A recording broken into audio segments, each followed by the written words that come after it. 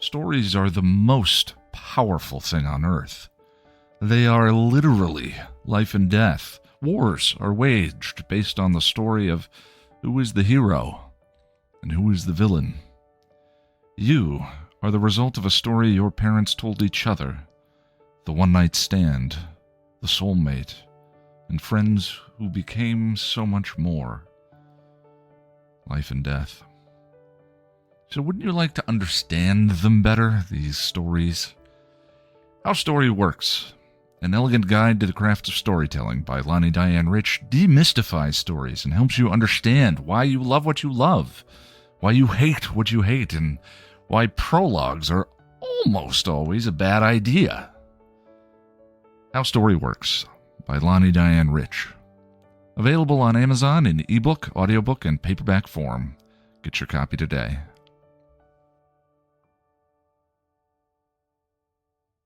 Welcome to Still Pretty, a Buffy the Vampire Slayer podcast from Chipperish Media. I'm film scholar and juvenile delinquent lost to lust, Noelle LaCroix. And I'm story expert and mistress of the learning plateau, Lani Diane Rich. And we are here today to talk about Where the Wild Things Are, the 18th episode of Season 4. Where the Wild Things Are aired on April 25th, 2000, and was written by Tracy Forbes and directed by David Solomon.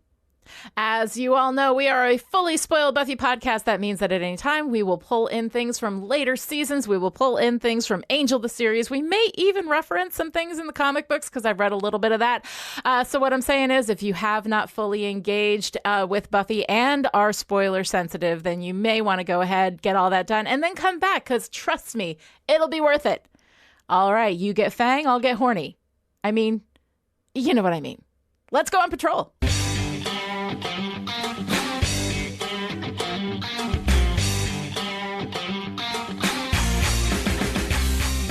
And Where the Wild Things Are, Buffy and Riley take out a vamp and a demon in the graveyard. And since vamps and demons teaming up is kind of weird, they feel they need to tell Giles right away. Except Buffy's craving a non-fat yogurt, so they go back to his room and get busy. In the middle of the night, Riley leaves Buffy in bed and wanders through the house, and something is weird. Then he goes into the bathroom, and it's just a dripping tub faucet, so NBD. While doing his rounds in the ice cream truck, Xander and Anya fight over not having enough sex. At the school, Buffy and Riley tell Giles about the vamp and demon working together, and he's stumped. But Riley has an idea. So what brought these two together? Not what? Who? Adam. Think about it. Who better to bring together a bunch of demon types than someone who's made out of a bunch of demon types? During the Scooby meeting, Buffy and Riley can't stop touching each other, and after they invite everyone to the party at Riley's house the next night, they rush back to his place to wolf down a non-fat yogurt between classes. That night, they're still eating yogurt and making enough noise that Graham and Forrest can hear them. The house is cold and no one knows why. Weird. Anyway, there's a rando making a fire to battle the cold. Cut to Riley's room where Buffy and Riley are so close to finishing that yogurt, and suddenly flames shoot out from the fireplace and catch Rando on fire.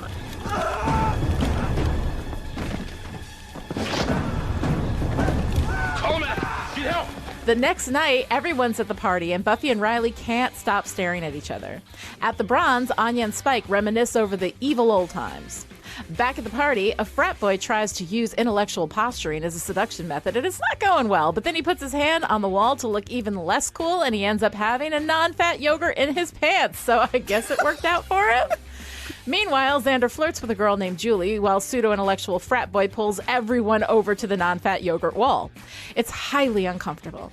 Later, Willow and Tara are sitting on the stairs talking, and when Willow touches Tara's knee... Don't touch me. That's just disgusting.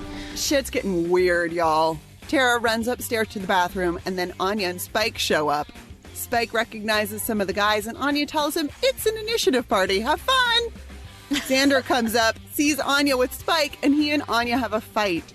Then he leaves to find the girl he was flirting with, playing a game of spin the bottle because they're in college and also 7th grade, and he joins in. The bottle lands on Julie, and Xander tries to get away with a kiss on the cheek, but Julie jumps on him like a starving woman suddenly in desperate need of yogurt. Then realizes what she's done and runs away. Xander goes after her and hears her in the closet crying as she cuts off her hair in chunks with a knife. I'm bad.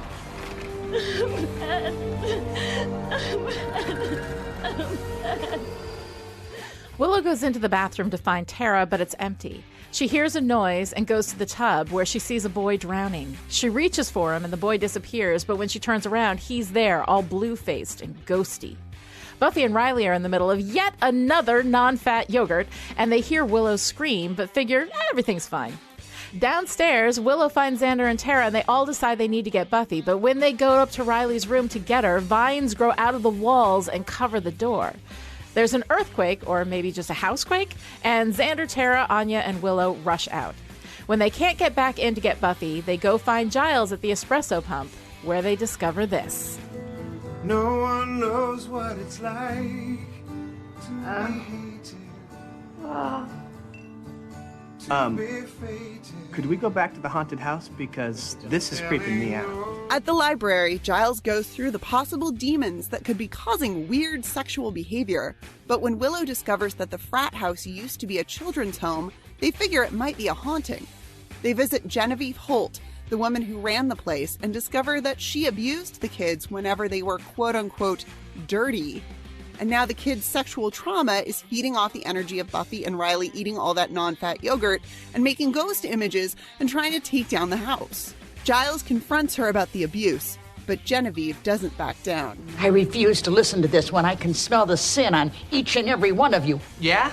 You smell sin? Well, let me tell you something, lady. She who smelt it dealt it. As they leave, Giles figures out that Genevieve's abuse of the children manifested a poltergeist-type energy that is now feeding off of Buffy and Riley's non-fat yogurt binge. Yes, I'm going to keep going with the metaphor. It's almost funny, goddammit. And Giles comes up with a theory. And now the poltergeists are drawing more and more energy out of them. Feeding on them, in fact. Buffy and Riley are powering this whole thing. Okay, they're the battery in the boot factory. So what happens when the battery's drained? They die.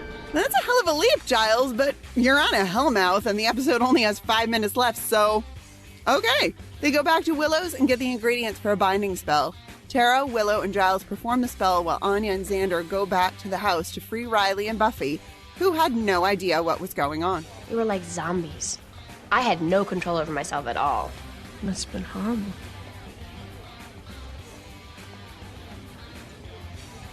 Yeah, horrible. It's bad.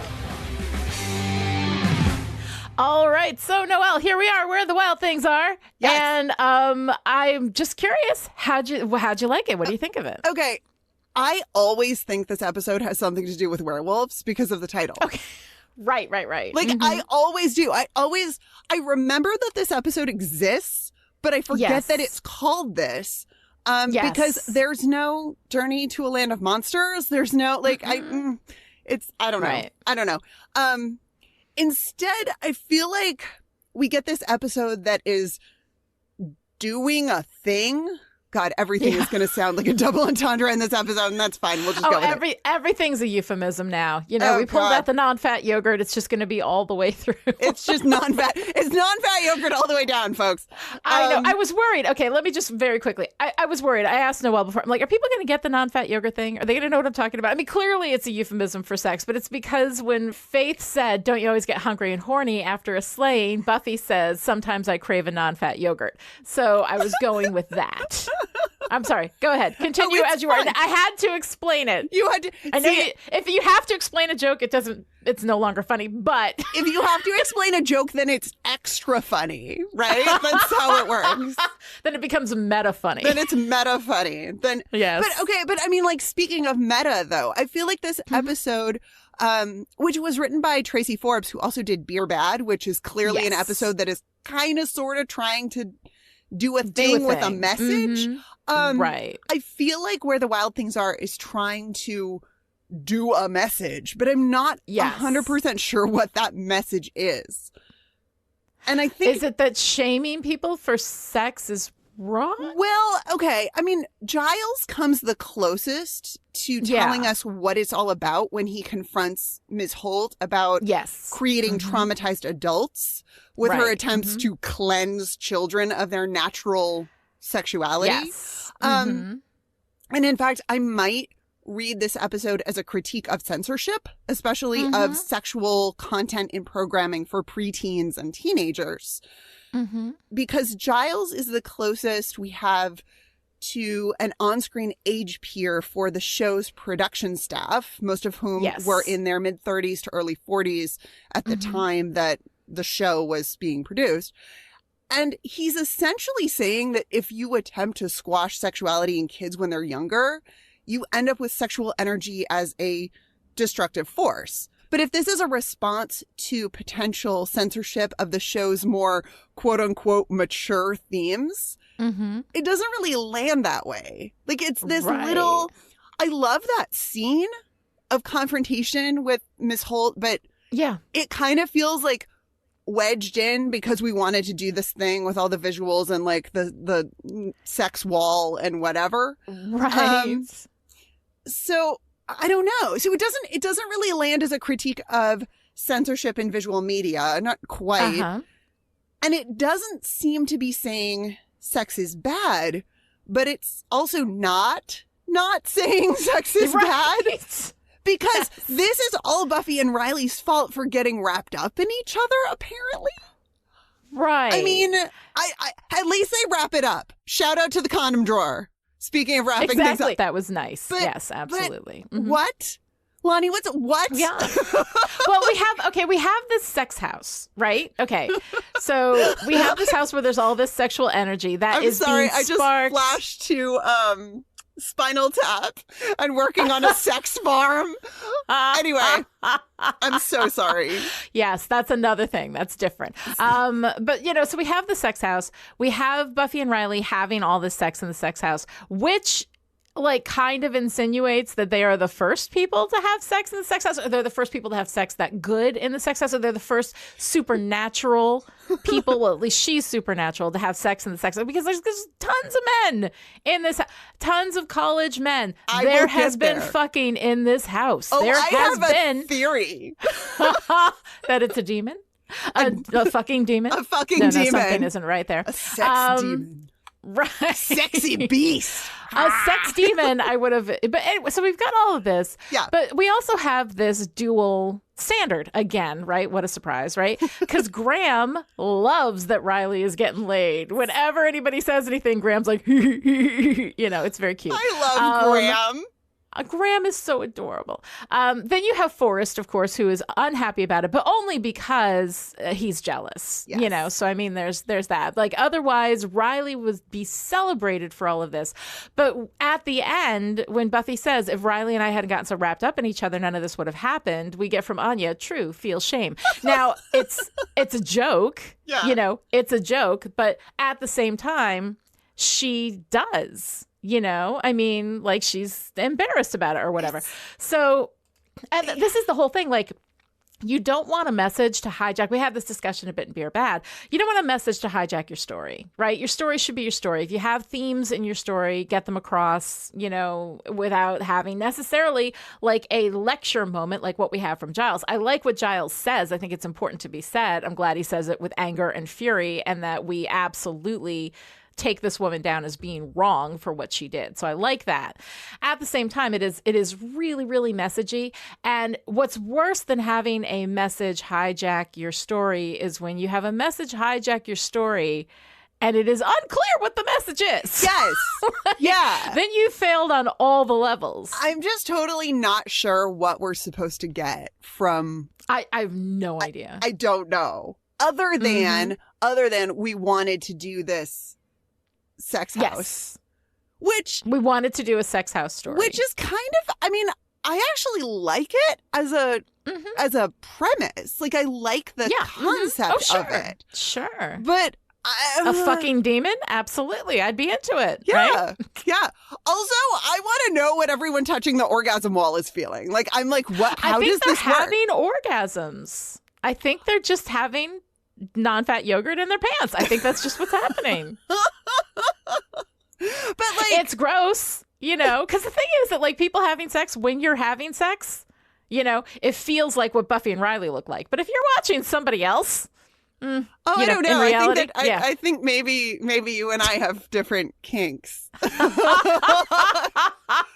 I would enjoy that whole scenario. Like, I would enjoy being a participant in the orgasm wall. I would enjoy watching others experience the orgasm. Well, it's actually one of my favorite moments in the episode when the two kids who have been chatting or been the one who has been being chatted up by the other, whatever, rope the third guy in, and they're like, come on, you have to, like, come on. No, seriously. The look on their face, he's so funny. First of all, he's hilarious. He's like, it's a trick, whatever. Yeah. But then we cut to the two of them and they are just giddy. They're like, oh my God, we found the best toy. Like, I do like that. I do like that. I think that's really fun. It's very cute, but like, but again, like there's this great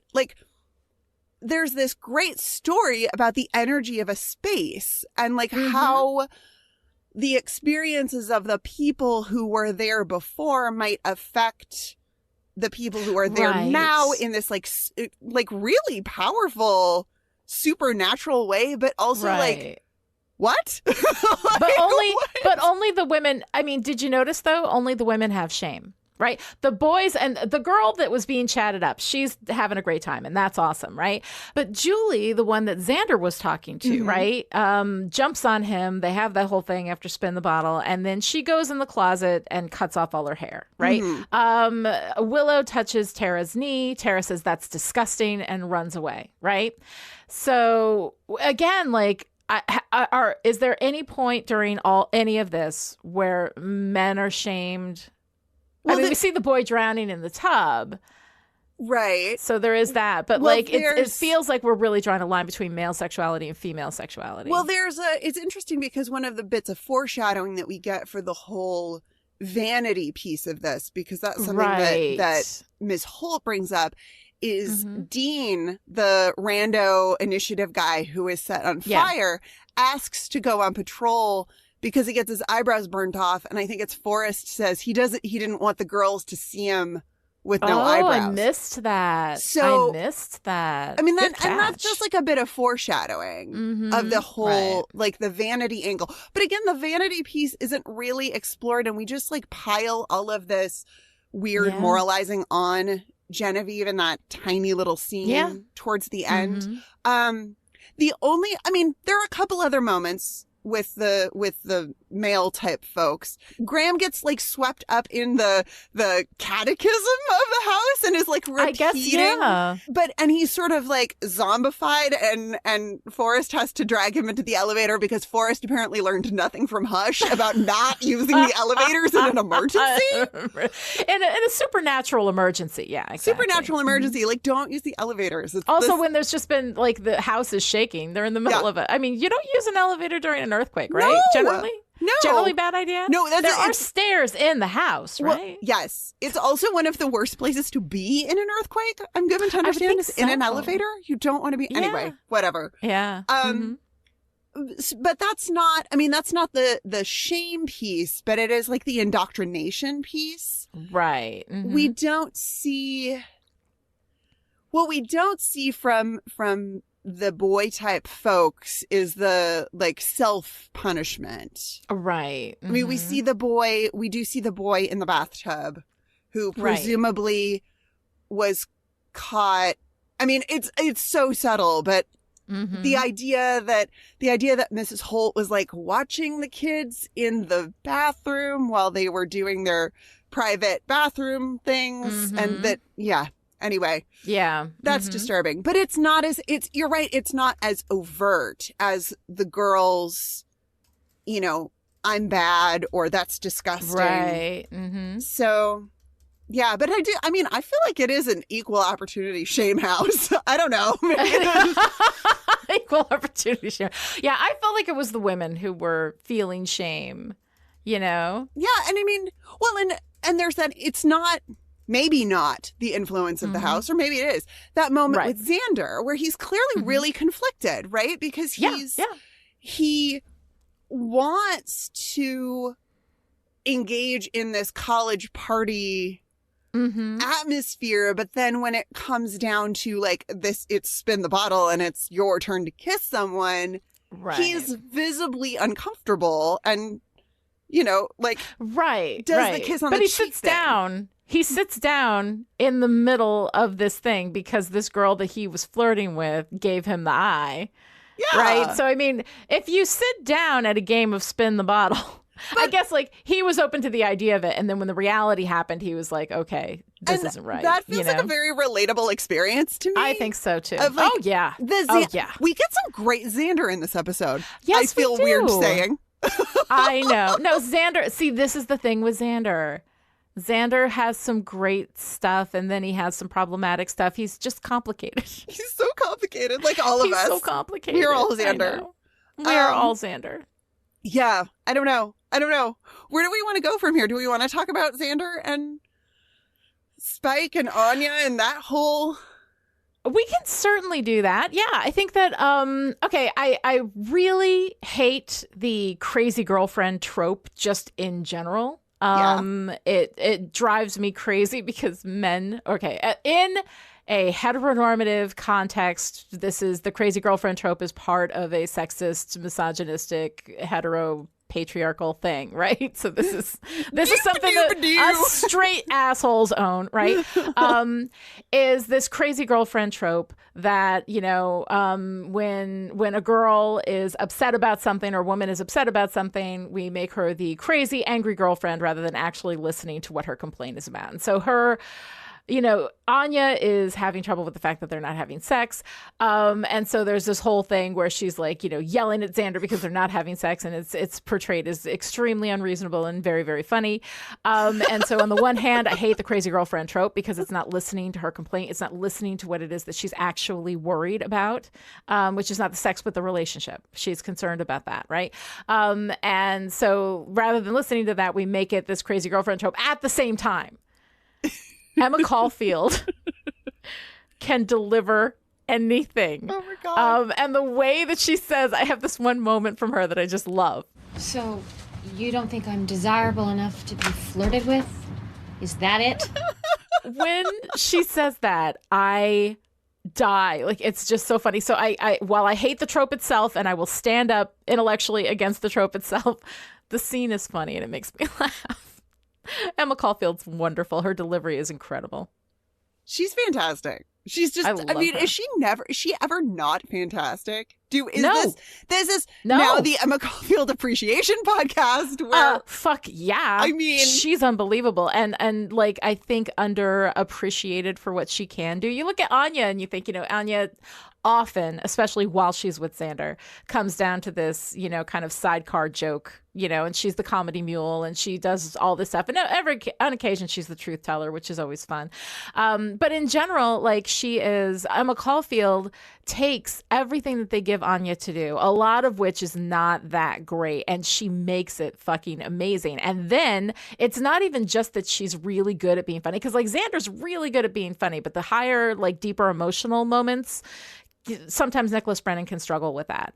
Emma Caulfield, given deep emotional stuff to do, will also rip your fucking heart out. So she is her talent, her ability to go back and forth between drama and comedy, you know, which we'll see later in The Body when she's, oh my God, amazing. And then in season 7 with Selfless, yeah.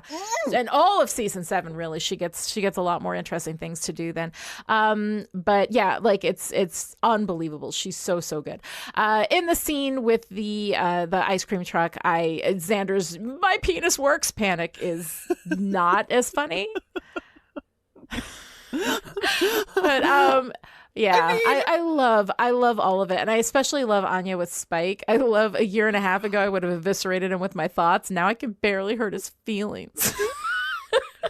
My favorite bit with Spike is the opening to that scene in the alley. Jumps out. You made me yell really high. I love their relationship. I love Anya and Spike. I love when they're sitting at the Bronze and they're having this reminisce over the evil old times, you know? So good. It's so great. And the way that they understand each other. I love that. We don't get very much Anya and Spike together, but when we do, it's just freaking great. But I did notice, though, as I'm watching the scene in the Bronze, the man spreading. Okay, now he's evil, right? Spike is an evil vampire. He is evil definitely supposed to manspread, right? But he is taking up Like, and he's not a huge guy. Like, he's taking up easily 3/4 of that couch. And then Anya's sort of like sliding in the space that's left. Oh my God.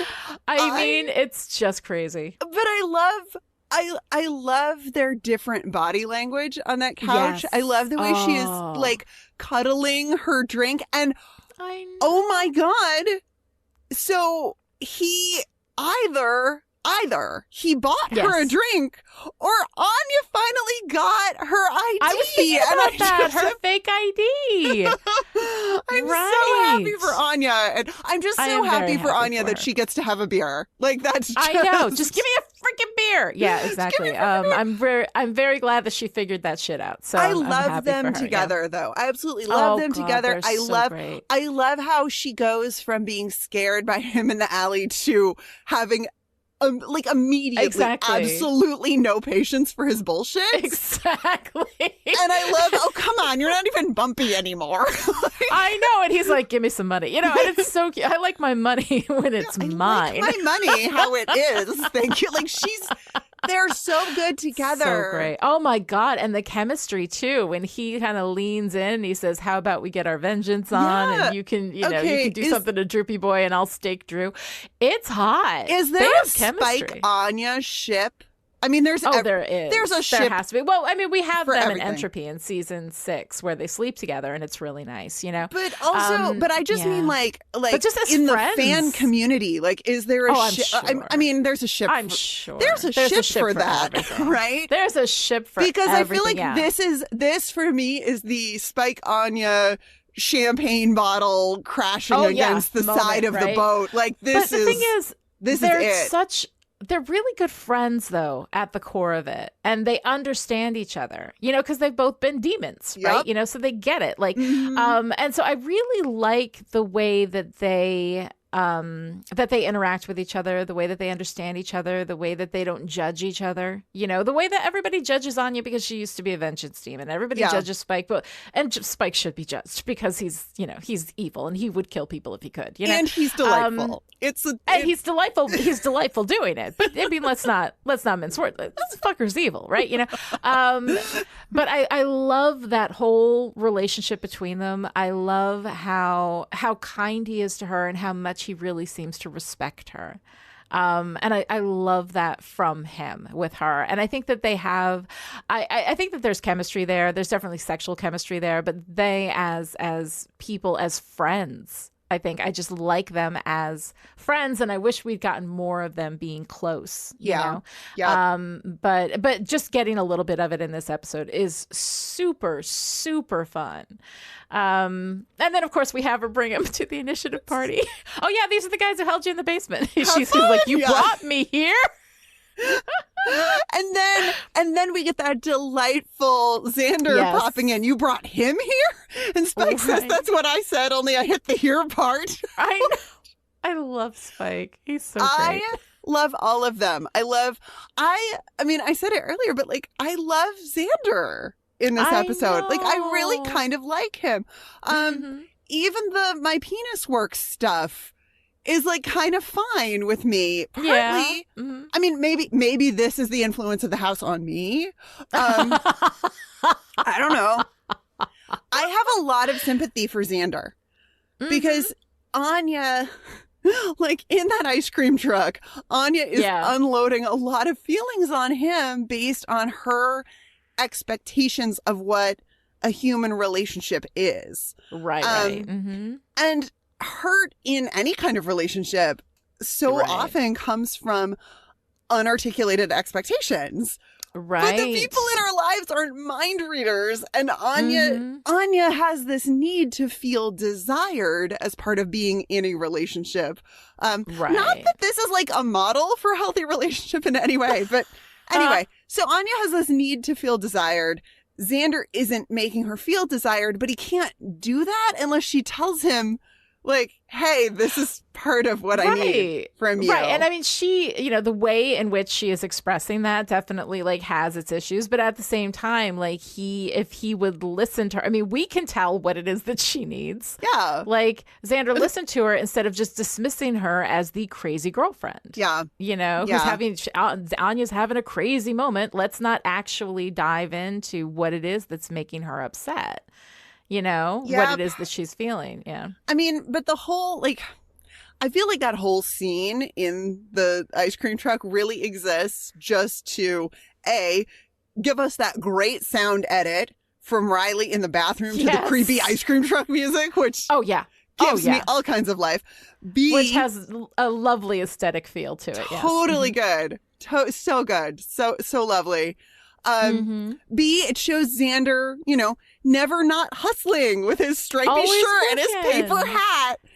He's the Kirk from Gilmore Girls in this show during this season. He's always got a different job. I like it though. There's something about that too. He's a hard worker. Yeah. And to see, and I think this is the most important function of this scene, is to kickstart the theme of the combination of childhood and sexuality being quote unquote inappropriate. Because of course Xander loses his temper, you know, has his great and says all big, that, hot, sweaty, big sex line. Right. And then we slowly look, because no one in Sunnydale has any peripheral vision. We slowly look out the window to reveal, you know, all of these children and some parents. Yes. Because mixing the idea of sexuality with childhood is just something that can always make people uncomfortable. Yes, it absolutely can. It absolutely can. And yeah, I did not even make the connection to the theme of children and sex. You know, and the thing is that it is a tough area because it is inappropriate for adults to have anything to do with children and having sex. But the children having sexual feelings and sexual impulses is something that has traditionally been either ignored or shamed, you know? And that is definitely something that I think is part of this story. One of the things I'm interested in, though, is, you know, that we've got the title, Where the Wild Things Are, right? You know, which, of course, is a play off of the Maurice Sendak book.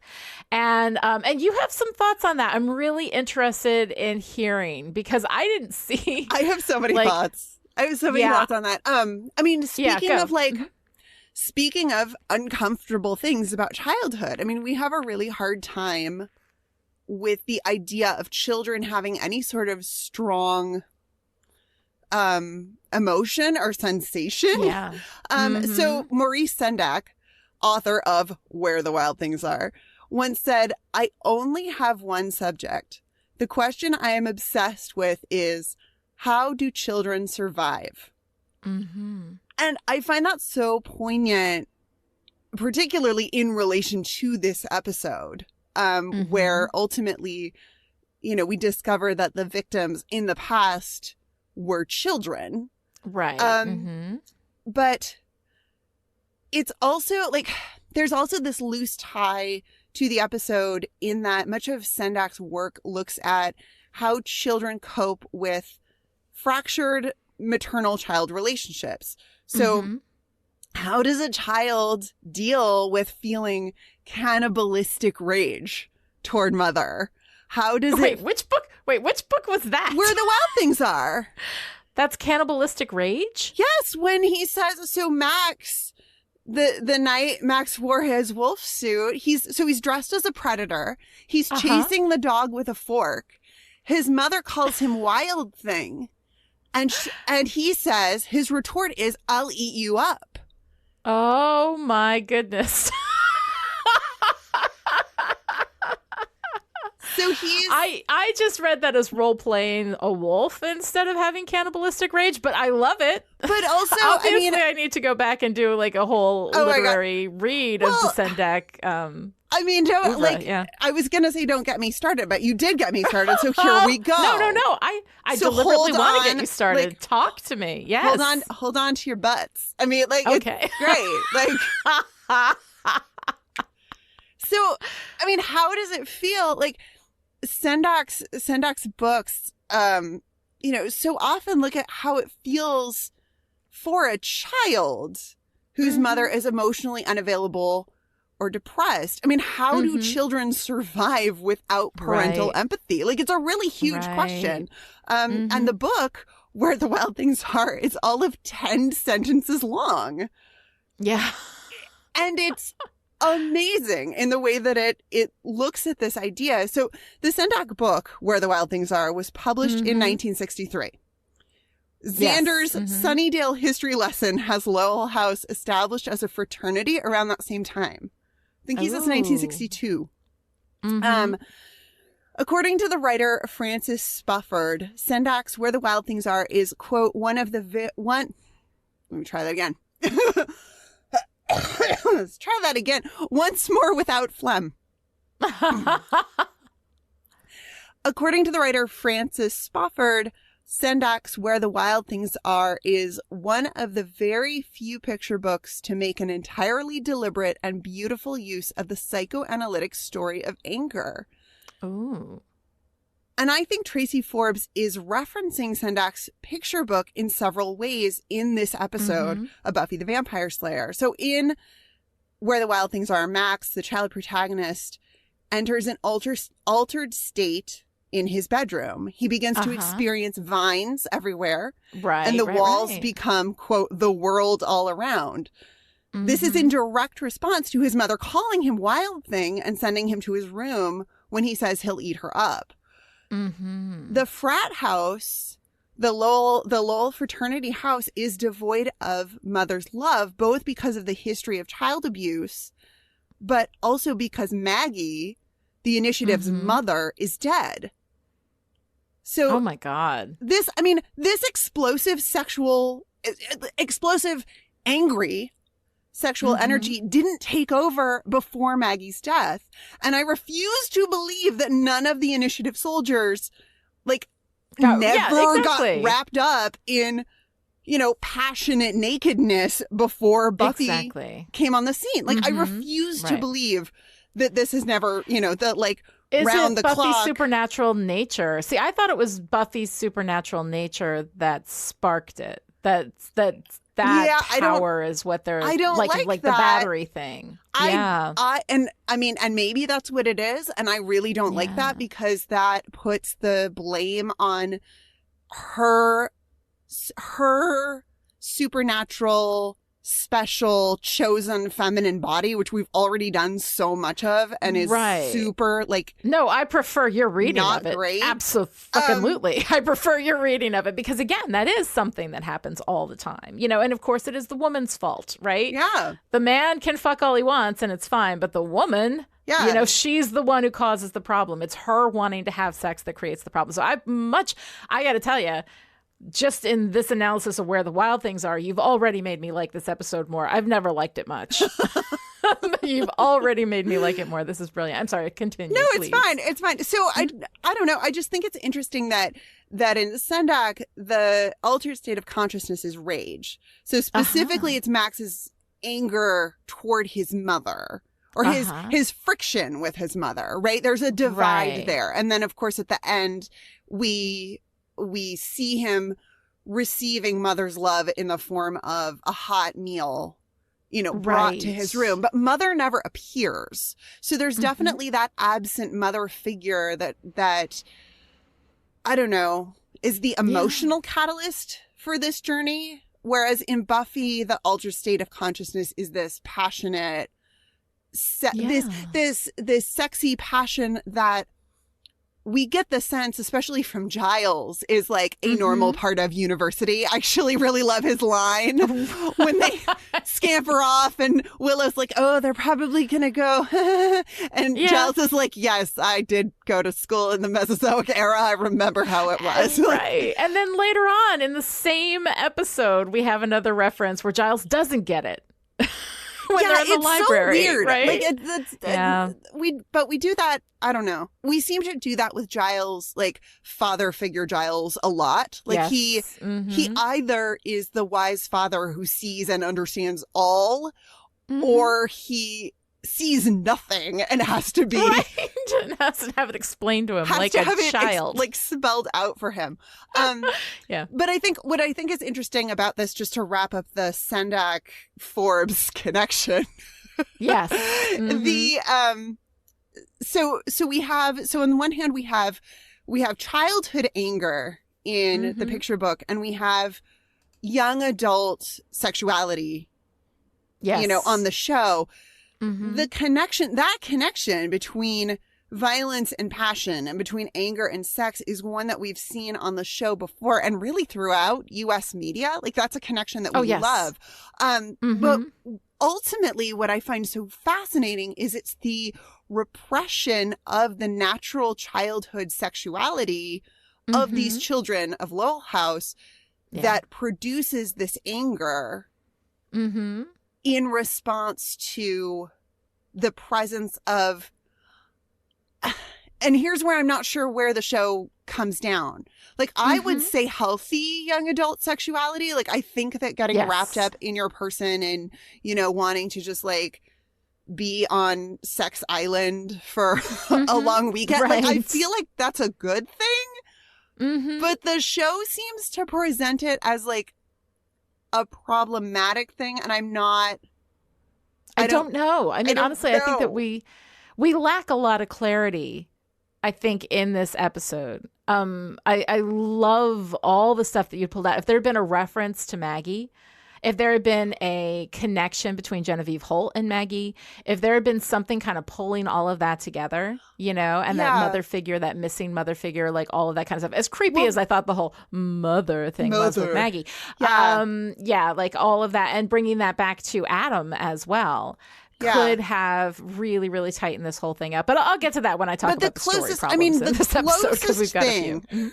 The closest thing that we get is, once again, from Xander when he sits down to play Spin the Bottle, and he says jokingly, because he's clearly kind of uncomfortable, he's like, oh, if Mother was here, we'd all be in trouble, or something like that. Like, he references this idea of like, if Mother found out about what we were doing, we'd be in trouble. So I don't know. Like, it's not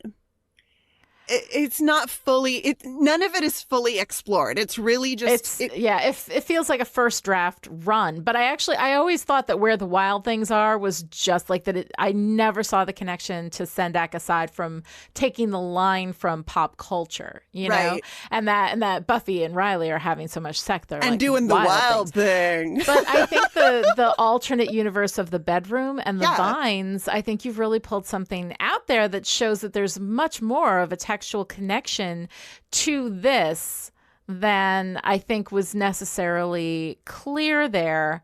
So I love that whole analysis. I think that's brilliant. And also just the idea of emotions as being emotions and passion as being natural, as in of nature.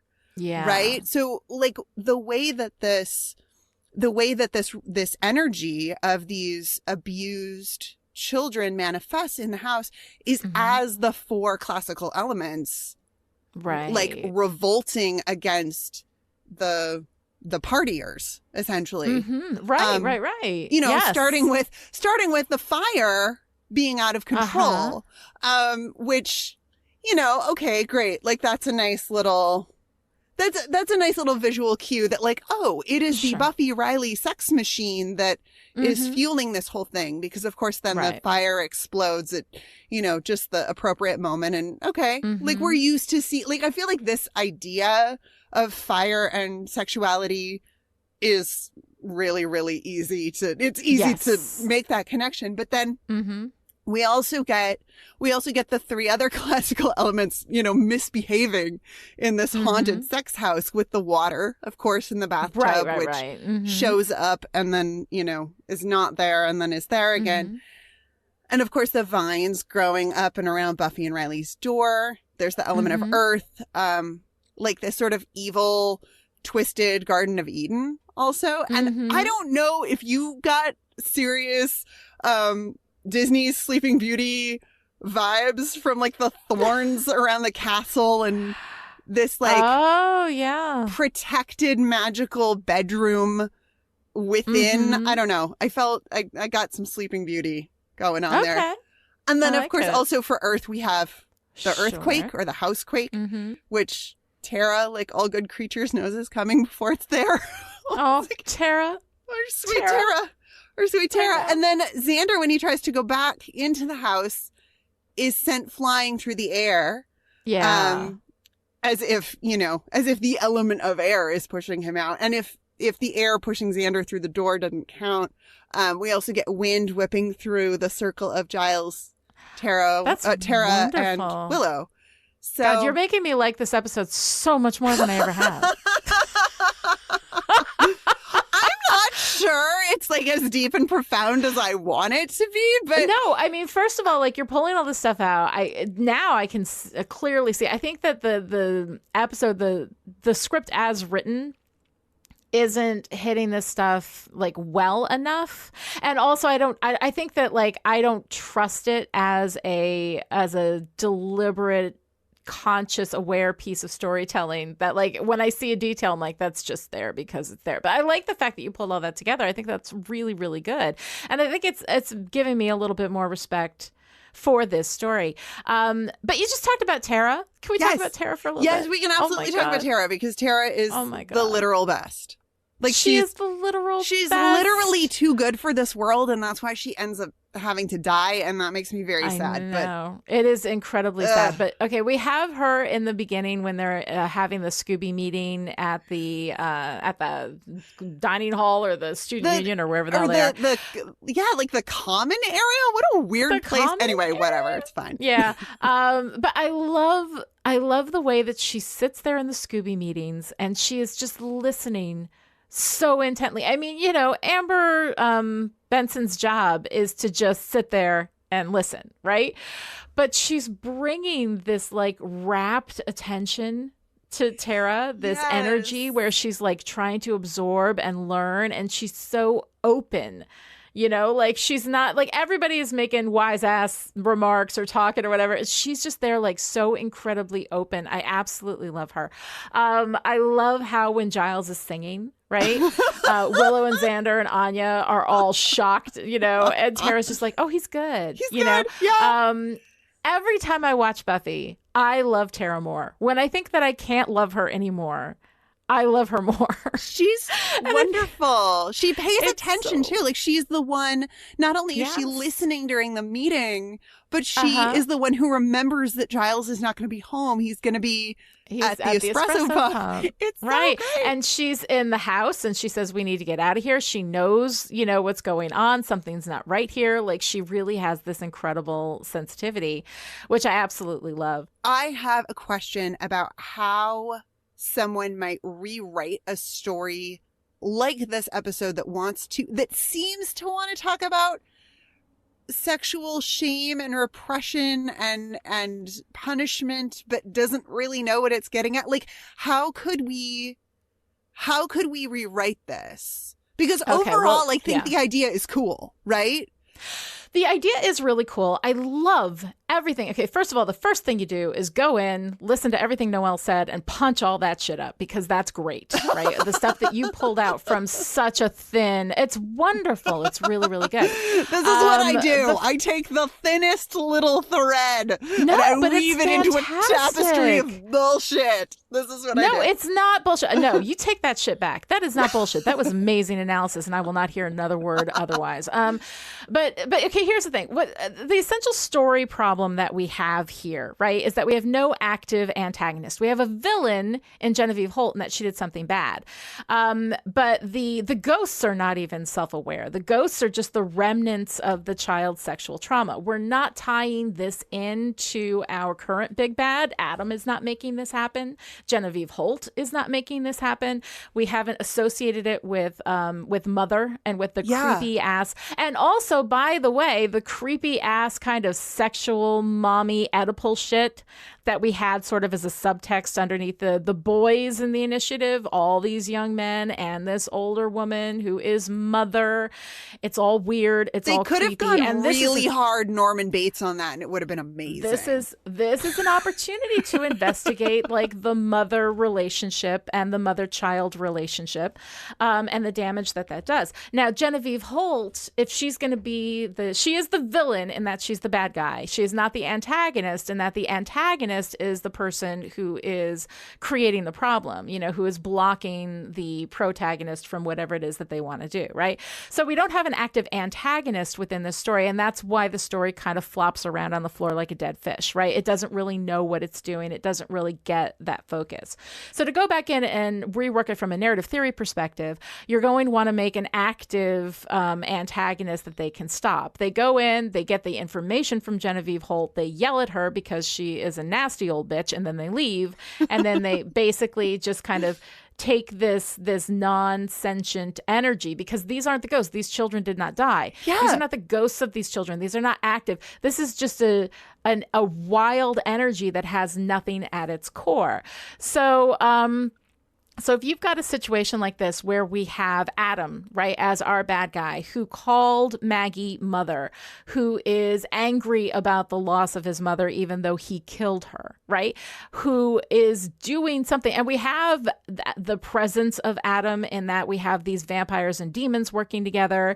And like, vampires and demons never work together, but they all drink at Willie's bar together all the time. So I don't even know that that's really a premise. It's not that we even can really real, but hold whatever. on. It's fine. Feels a little thin to me, right?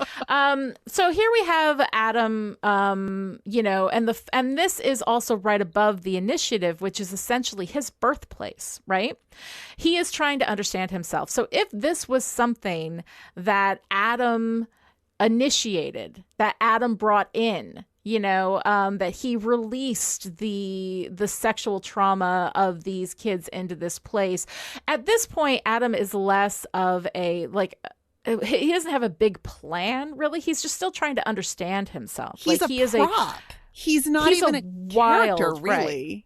He's a prop. So if there's something that he wants, if we have him with an active want, that there's some reason why he's doing this, and what is the goal of creating a bunch of sexual energy in a house with young people in it, which will have a ton of sexual energy on its own because, hey, young people, right?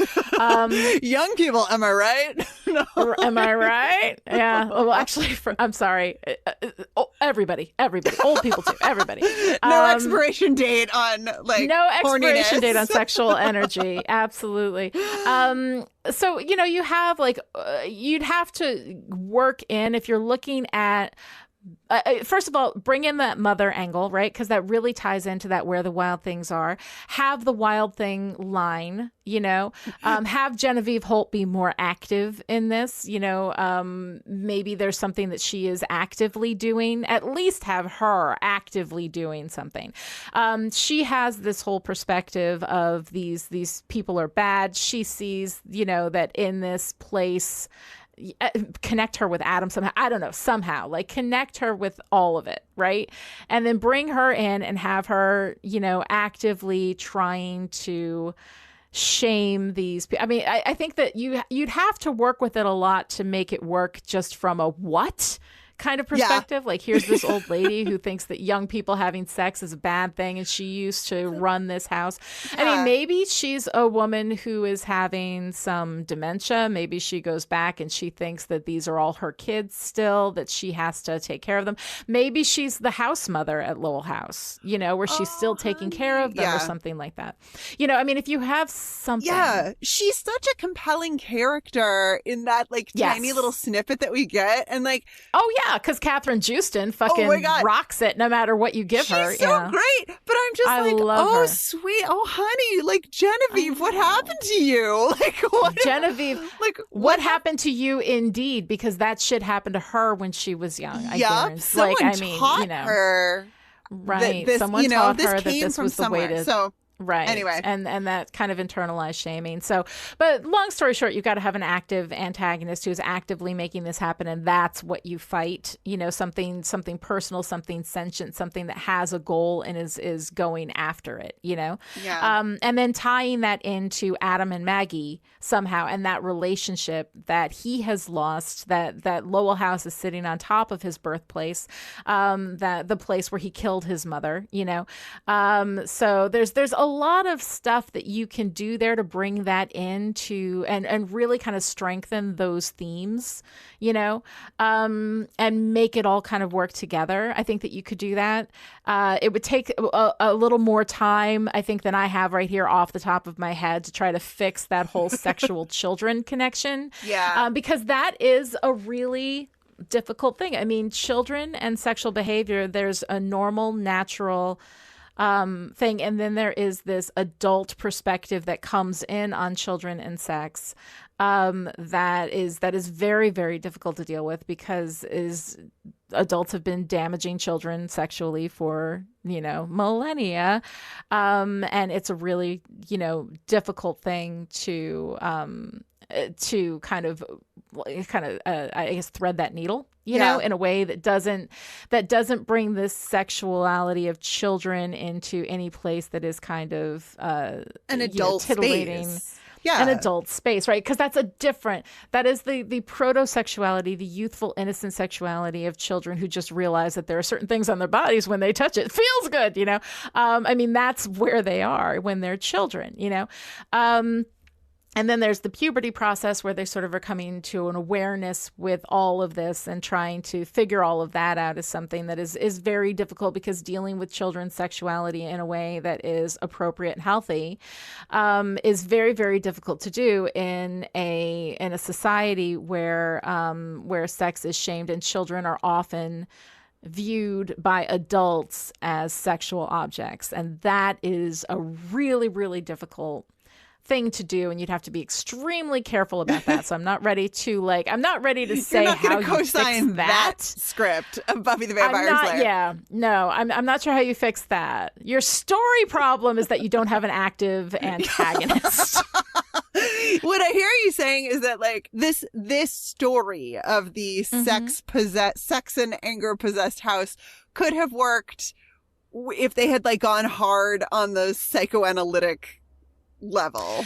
Like, if it had gone. I think it's the children aspect that we have these ghosts of the traumatized children, whereas if you have Genevieve Holt judging the sex with the of the adults, you know, I don't know. Sex and children is a really difficult subject for me personally, and it is something that I am very sensitive about, and for a lot of people personally, like that's a lot of people personally, like whether you've had a personal experience or not, it's a very, very difficult thing to kind of deal with and work with, and I think it takes a lot of thought and consideration if you're going to tell that story. I generally like my stories of sex to be about adults. Although dealing with this idea of shaming the children, I think is culturally an important thing, because there is that sense of shame associated with sex when children are healthily expressing sexual understanding of themselves, you know, when adults start mucking around in this sexualized children's space, that's when things get really fucked up. So all of that to say, I know how to fix the story part with the active antagonist all the way through, like involving Adam in it somehow. I like the thematic thing with the mother and with the Maurice Sendak and all of that kind of stuff. How to fix a story about children having sexual energy is that's a bigger discussion. We need to fix society first. like yeah, you know what, honestly, let's fix society first. Honestly, maybe don't go there until we as a society are not as fucked up as we are. So yeah, I think that's there's a lot of difficult stuff in this episode. The thing that I am grateful for is that it does just seem to be children being shamed for having normal, reasonable, healthy sexual impulses. Right. Rather than we have a story of adults, messing with children. So at least there is that. But even talking about children and sex is something that is a very, very, very difficult thing to do well and healthily, especially in a culture in which the way that we deal with sex with everybody but especially with children, is pretty gone and fucked. So, that to say, how about Giles singing at the espresso pump? Let me just pull out of that. Wearing his nosedive. earring. I know his earring. I love that he puts his earring in to go sing at the espresso pump. Yes. I also love that not just Anthony Stewart Head, but Giles is such a pro that when he is startled to see his former students standing there, you can't hear it. Yeah. He's like, he okay, keeps going. Gonna keep going. He doesn't even, when he's singing, like in his voice, you can't hear it. You see it in his eyes, but his voice doesn't. There's no tremble in his voice. There's nothing. He doesn't even go off key at all. Like he is on There's it. It's no pretty sour good. note. It's so funny. But his oh shit face just is so great. The oh shit face is so great. And when they're all staring, I love when they're all staring, right? And Xander's horrified, and Willow's like, "Oh, this is why I had a crush on him," which I thought was cute. That's so cute. Anya's like, "Oh, hey, that's Giles," and then Tara's just like, "Wow, he's really good." Like, does he do this a lot? Tara's sweetness. Oh my God, I love her so much. She's so good. She's too pure. It's like she's too pure. It's almost like, I was gonna say it's almost a problem. I mean, it is kind of a problem, but just I love Tara's like powerful witch energy. Like real appreciation. Real appreciation for Tara. She's running that spell. It's not Giles running the spell. Yup. It's Tara running that spell. And I fucking love that. And then Willow fucks it up. Can we just like, I'm like, come on, man, have some like, Tara, who has compassion for everyone, even after like being the victim of however many attacks, in this tiny little season 4 window so far. Right. Tara is like, has like all of this beautiful compassion for the energy left behind by these children. And Willow's just like, and then Willow's like, get over it. Yeah. Whatever. Right. Whatever. Yeah. Tara's too pure for this world. It feels not willowy to me. You know, I mean, it feels like a little out of character for her, but in the moment, you're flustered, and as I spent some time talking about in this episode, sometimes we say things, shit, and we don't mean, and it doesn't work. We don't so mean well. it. Yeah, we don't mean it. Sometimes but Tara it happens. appreciating, the multitudes that Giles contains is a moment of just delight.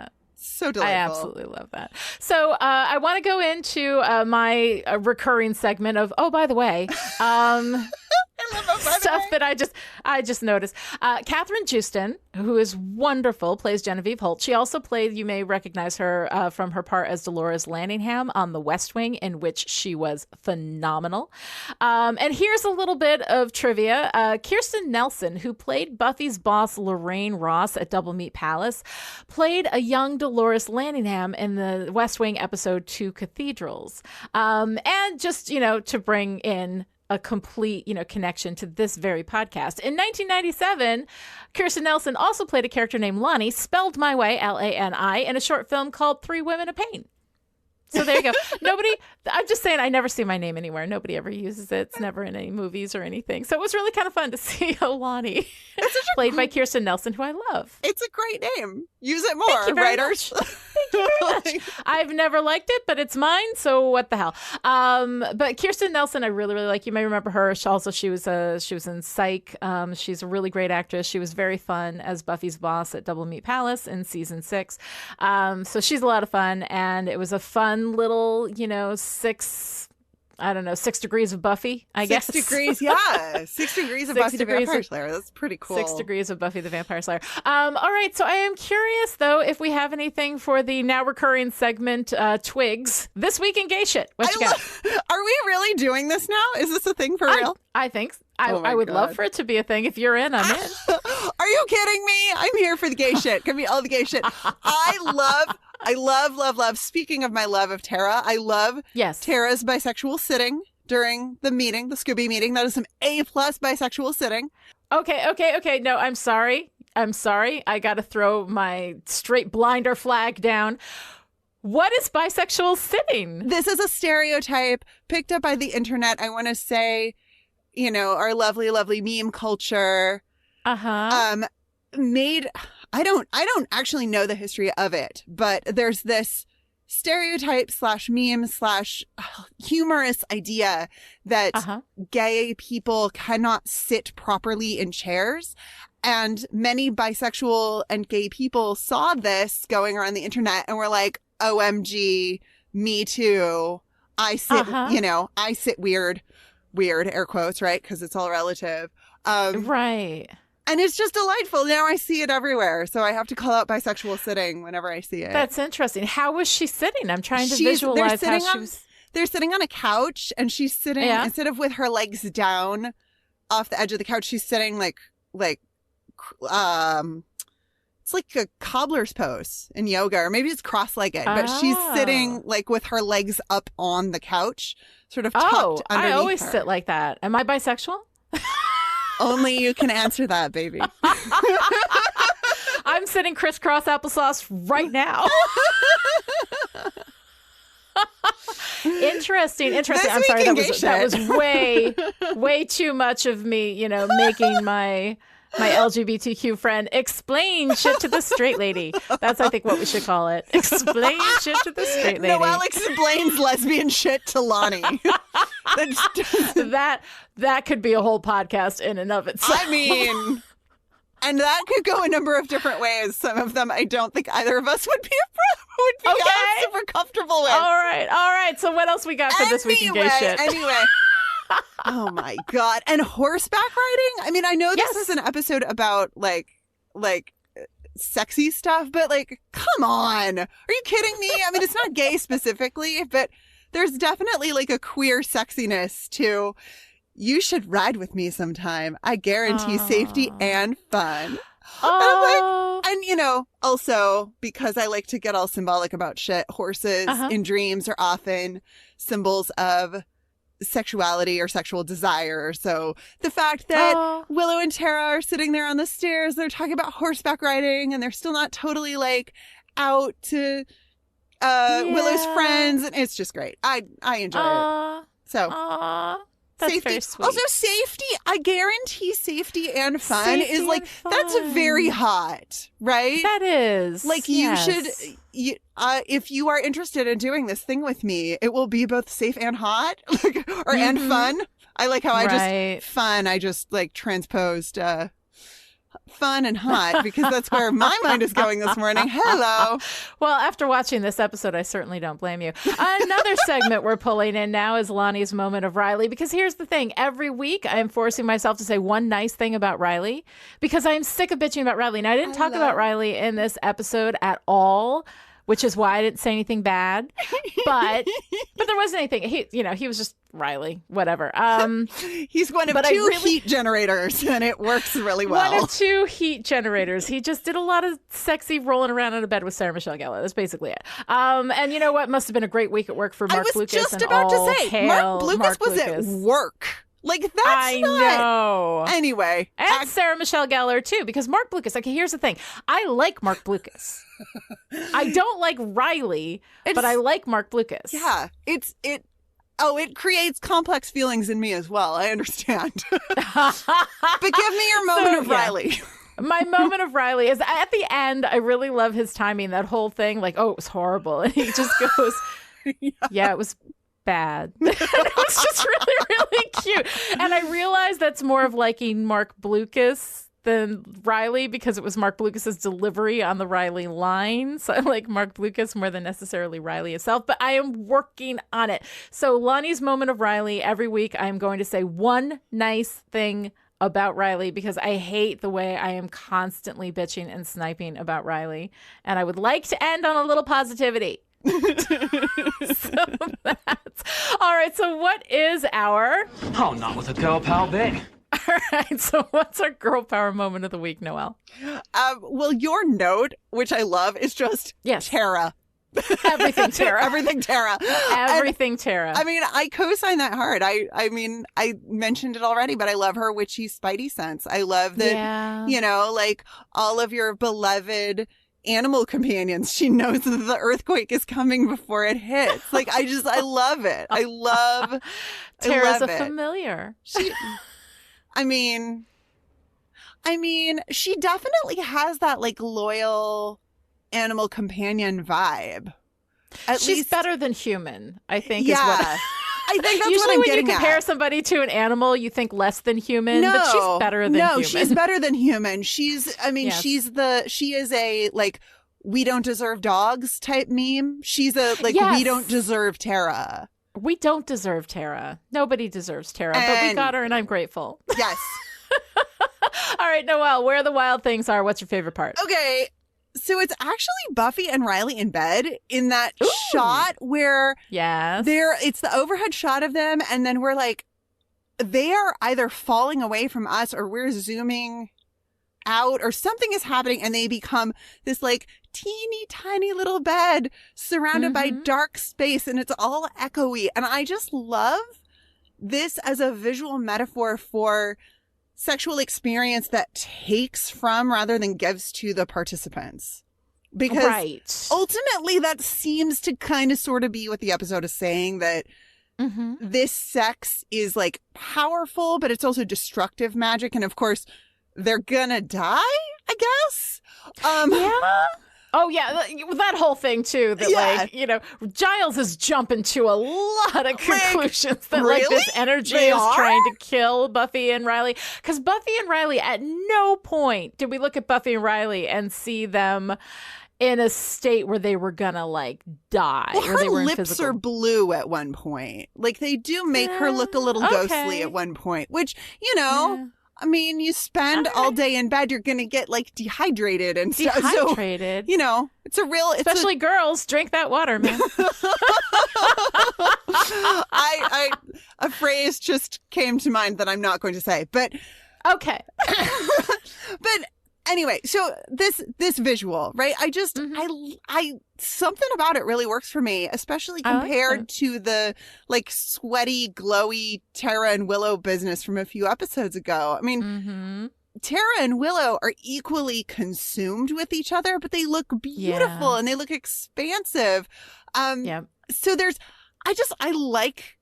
I like how creepy it is. And also for my fellow film nerds, the shot of Buffy and Riley disappearing into the dark reminds me of the absolutely horrific ending of Looking for Mr. Goodbar and the alien sex magic that is the movie Under the Skin. So... Oh, interesting. You know, it's my version of Lani's. Oh, by the way. By the way. Did you know? I like it. My favorite part is Spike and Anya. Just Spike and Anya. Just everything Spike and Anya in this episode. I didn't enjoy this episode much at all. Now you have made me like it a lot more. So you have given it extra textual boost. So thank you for that. Extra textual boost. It is just another fine service I provide here.